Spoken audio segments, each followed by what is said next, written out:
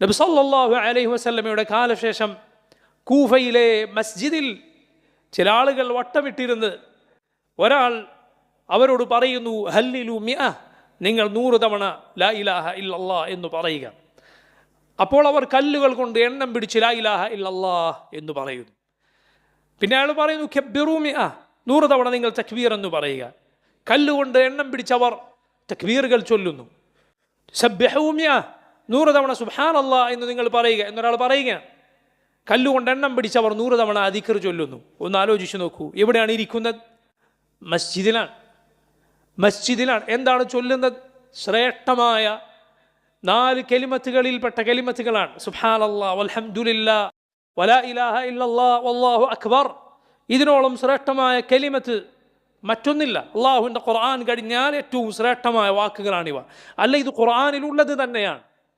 നോക്കൂ, അത് സൂര്യൻ എന്തിൻ്റെയൊക്കെ മുകളിൽ ഉദിച്ചിട്ടുണ്ട്, അതിനേക്കാളെല്ലാം ശ്രേഷ്ഠമാണ്. പക്ഷേ അവരാ ചൊല്ലുന്ന രീതി ഈ രൂപത്തിൽ ഒരാൾ ചൊല്ലാൻ പറയുക, കല്ലുകൊണ്ട് മറ്റുള്ളവർ എണ്ണം പിടിച്ചേറ്റു ചൊല്ലുക, ഈ രൂപത്തിലൊരു സമ്പ്രദായം റസൂലുള്ളാഹി സ്വല്ലല്ലാഹു അലൈഹി വസല്ലം ചെയ്തിട്ടില്ലായിരുന്നു. സഹാബിമാരിലെ ഏറെ അറിവിന്, ഖുർആനിലുള്ള വിജ്ഞാനത്തിന് അറിയപ്പെട്ട മുഹമ്മദ് നബി സല്ലല്ലാഹു അലൈഹി വസല്ലമയുടെ ചര്യ, നബിയുടെ പോക്കും വരവും, നബിയുടെ രീതിയും, നബി സല്ലല്ലാഹു അലൈഹി വസല്ലമയുടെ ശരീര ചലനങ്ങളുമെല്ലാം നിങ്ങൾക്ക് കാണണമെങ്കിൽ ഇബ്നു ഉമ്മി അബ്ദ് എന്നറിയപ്പെടുന്ന അബ്ദുല്ലാഹിബ്നു മസ്ഊദിനെ നോക്കിയാൽ മതി എന്നാണ് സഹാബിമാർ, മുൻഗാമികൾ പറഞ്ഞിട്ടുള്ളത്. നബി സല്ലല്ലാഹു അലൈഹി വസല്ലമയുടെ ശരീരത്തിൻ്റെ പെരുമാറ്റം, നബി സല്ലല്ലാഹു അലൈഹി വസല്ലമയുടെ ആ രൂപത്തിലുള്ള അംഗവിക്ഷേപങ്ങൾ, അതുപോലെ ഈ സഹാബിക്ക് കിട്ടിയിരുന്നു. കാരണം അത്രയും റസൂലുള്ളാഹി സ്വല്ലല്ലാഹു അലൈഹി വസല്ലമയുടെ മുലാസിമായി നബിയുടെ കൂടെ കഴിഞ്ഞ സഹാബിയായിരുന്നു ഇബ്നു മസ്ഊദ്. അല്ലാഹുവിൻ്റെ റസൂൽ സ്വല്ലല്ലാഹു അലൈഹി വസല്ലമയുടെ കൂടെ അവിടുന്ന് ഒളിച്ചിരുന്ന്, ഖുറൈശികളിൽ നിന്ന് മറഞ്ഞിരുന്ന് ജനങ്ങൾക്ക് ഖുർആൻ ഓതിക്കൊടുക്കുമ്പോൾ അവരിൽ എണ്ണം പറഞ്ഞ ആളുകളുടെ കൂട്ടത്തിൽ ഇബ്നു മസ്ഊദ് ഉണ്ടായിരുന്നു. നബി സല്ലല്ലാഹു അലൈഹി വസല്ലം അങ്ങനെ ഓതിക്കൊടുക്കുമ്പോൾ ഒരു പാമ്പ് അവരുടെ നേരെ വന്നു വീണ പഴയകാല സംഭവം വരെ ഇബ്നു മസ്ഊദ് റളിയല്ലാഹു അൻഹു ഉദ്ധരിച്ചിട്ടുണ്ട്. ആ മഹാനായ സഹാബി അവിടേക്ക് കയറി വന്ന് അവരോട് പറഞ്ഞത് എന്താണ് പറഞ്ഞത്? സുബ്ഹാനല്ലാഹ്, അവരോട് പറയുകയാണ്, മാ അസ്റഅ ഹലകതികും യാ ഉമ്മത മുഹമ്മദ്, ഓ മുഹമ്മദ് നബിയുടെ ഉമ്മത്തെ, എത്ര വേഗമാണ് നിങ്ങൾ നശിച്ചു പോയത്. ഹൗലാഇ സഹാബത്തു നബിയിക്കും സല്ലല്ലാഹു അലൈഹി വസല്ലം മുതവാഫിറൂൻ, ഇതാ നിങ്ങളുടെ നബിയുടെ സഹാബിമാർ ഇവിടെ ജീവിച്ചിരിപ്പുണ്ട്, അവർ മരിച്ചു തീർന്നിട്ടില്ല.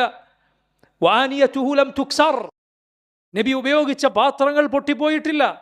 വസിയാബുഹു ലം തബ്ല, നബി ഉപയോഗിച്ച വസ്ത്രങ്ങൾ നുരുമ്പിപ്പോയിട്ട് പോലുമില്ല. അത്രയും കാലമേ നബി സല്ലല്ലാഹു അലൈഹി വസല്ലം ഈ ലോകത്തോട് വിട പറഞ്ഞിട്ടായിട്ടുള്ളൂ.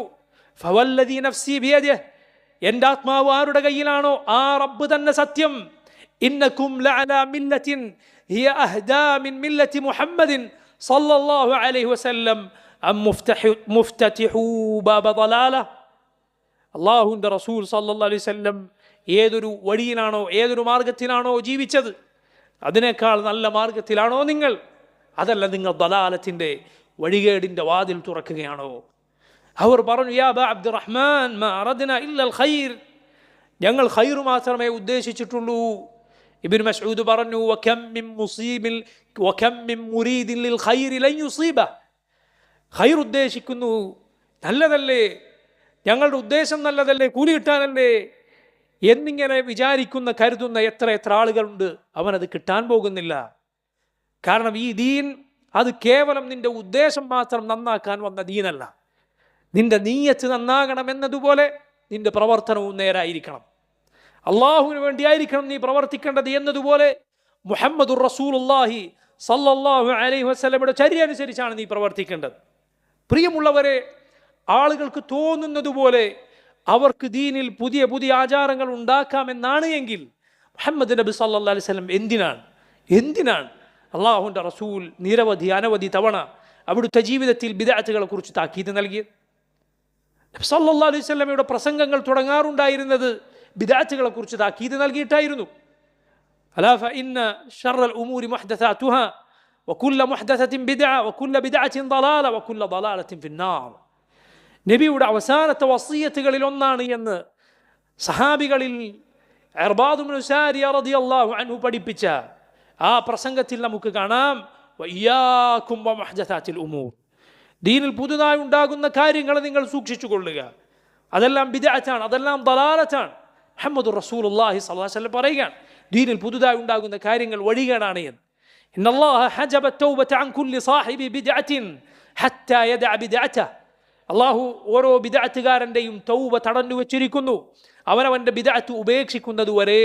നബി സല്ലല്ലാഹു അലൈഹി വസല്ലം പറയുകയാണ്, നാളെ പരലോകത്ത് നബിയുടെ ഹൗദിനരികിൽ അതാ അതിൻ്റെ നീളവും വീതിയും 1 മാസത്തെ വഴി ദൂരമുണ്ട്. അതിൻ്റെ നിറം മഞ്ഞിനേക്കാൾ വെളുത്തതാണ്. അതിൻ്റെ രുചി അത് പാലും തേനും കലർത്തിയാൽ എത്ര മധുരമുണ്ടോ അതിനേക്കാൾ മധുരമുള്ളതാണ്. അതിൽ നിന്ന് കോരാനുള്ള കോപ്പകൾ നക്ഷത്രങ്ങൾ കണക്കെ ഭംഗിയും നക്ഷത്രങ്ങളുടെ എണ്ണവും അതിന് തുല്യമാണ്. സുബ്ഹാനല്ലാഹ്, അതിൽ നിന്നൊരു കോരൽ ഒരാൾ കുടിച്ചാൽ അവൻ ഒരിക്കലും പിന്നെ ദാഹിക്കുകയില്ല, അവൻ്റെ മുഖം പിന്നീട് കറുത്തു പോവുകയില്ല, അവൻ പിന്നെ ദൗർഭാഗ്യമടയുകയില്ല, അതിൽ നിന്ന് അകറ്റപ്പെടും. ആരാണ്? നബി സല്ലല്ലാഹു അലൈഹി വസല്ലമയുടെ ഹദീസിൽ നമുക്ക് കാണാം, ഫസുഹ്ഖൻ സുഹ്ഖൻ ലിമൻ ഗയ്യറ ബഅദി, എനിക്ക് ശേഷം ഈ ദീൻ മാറ്റിമറിച്ചവൻ വിദൂരം വിദൂരം പോകട്ടെ എന്ന് അല്ലാഹുവിൻ്റെ റസൂൽ സല്ലല്ലാഹു അലൈഹി വസല്ലം പറയുമെന്ന്. എന്തിനാണ് നബി ഈ താക്കീതുകൾ പറഞ്ഞത്?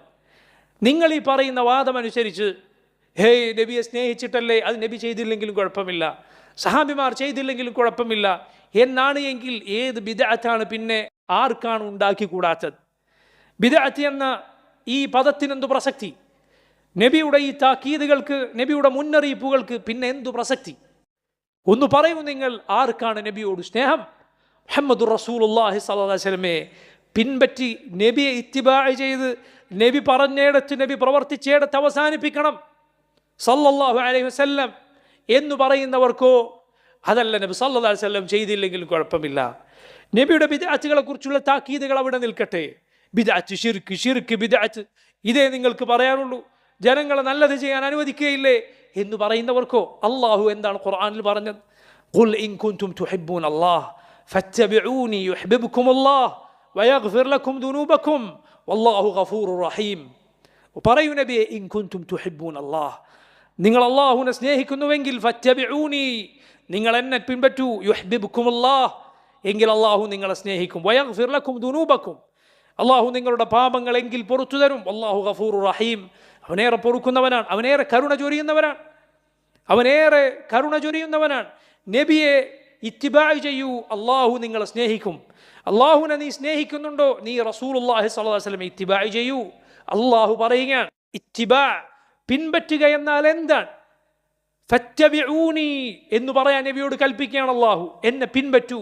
എന്താണ്? ബുദ്ധിയുള്ളവരെ പറയൂ, ഇത്തിബാ എന്നാൽ, പിൻപറ്റുക എന്നാൽ ചെയ്യാത്തത് ചെയ്യലാണോ, മറികടക്കലാണോ, ധിക്കരിക്കലാണോ, അതല്ല അനുസരിക്കലാണോ? അനുസരിക്കലും പിൻപറ്റലുമാണോ? പറയൂ നിങ്ങൾ. നല്ല ഉദ്ദേശമാണെന്ന് വിചാരിച്ച് എന്തെങ്കിലുമൊക്കെ ചെയ്തു കൂട്ടിയതൊന്നും കാര്യമുണ്ടോ?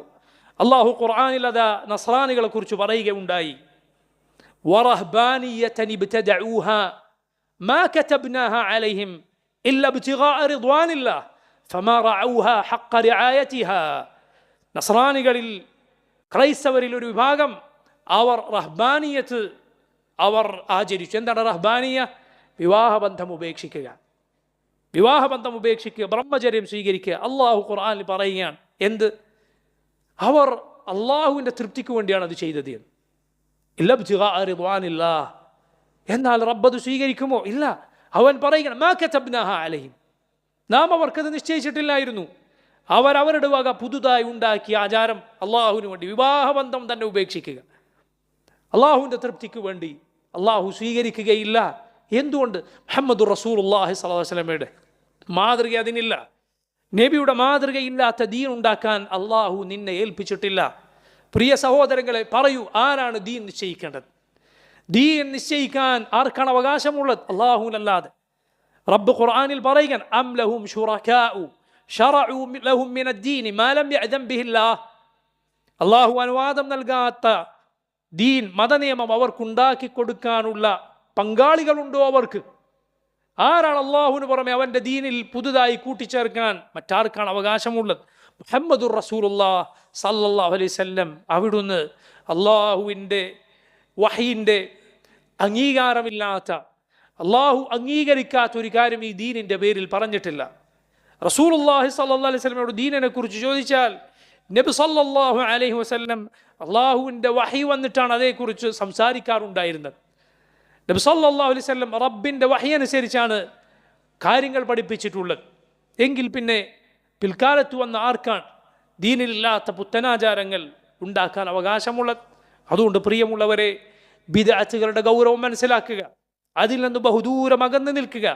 ഈ കാര്യങ്ങൾ അങ്ങേയറ്റത്തെ നസീഹത്തോടെ ഗുണകാംക്ഷയോടെ സാധിക്കുന്ന വഴികൾ ഉപയോഗിച്ച് പ്രചരിപ്പിച്ചു കൊണ്ടിരിക്കുക. അതിലൊരിക്കലും നിങ്ങൾ മടി കാണിക്കരുത്. അള്ളാഹുവിൻ്റെ മാർഗത്തിൽ നിങ്ങൾക്ക് ഈ കാലഘട്ടത്തിൽ ചെയ്യാൻ സാധിക്കുന്ന പോരാട്ടമാണത് എന്ന് മനസ്സിലാക്കുക. ബിദ്അത്തിന്റെ കക്ഷികൾ ബിദ്അത്ത് പ്രചരിപ്പിക്കാൻ അവരുടെ അധ്വാനവും സമ്പത്തും സമയവുമെല്ലാം ചെലവഴിക്കുന്നുവെങ്കിൽ സുന്നത്തിൻ്റെ ആളുകളെ, സുന്നത്ത് മനസ്സിലാക്കിയവരെ, ബിദ്അത്തുകളുടെ അപകടം തിരിച്ചറിഞ്ഞവരെ, അത് പ്രചരിപ്പിക്കാൻ അധ്വാനം ഉണ്ടാകട്ടെ. അത് പ്രചരിപ്പിക്കാൻ സ്വശരീരവും സമ്പത്തും സമയവും എല്ലാം ചെലവഴിക്കൂ. അത് മുൻഗാമികളുടെ മാർഗമാണ്, നബി സല്ലല്ലാഹു അലൈഹി വസല്ലമയുടെ മാർഗമാണ്, സഹാബത്തിൻ്റെ വഴിയാണ്.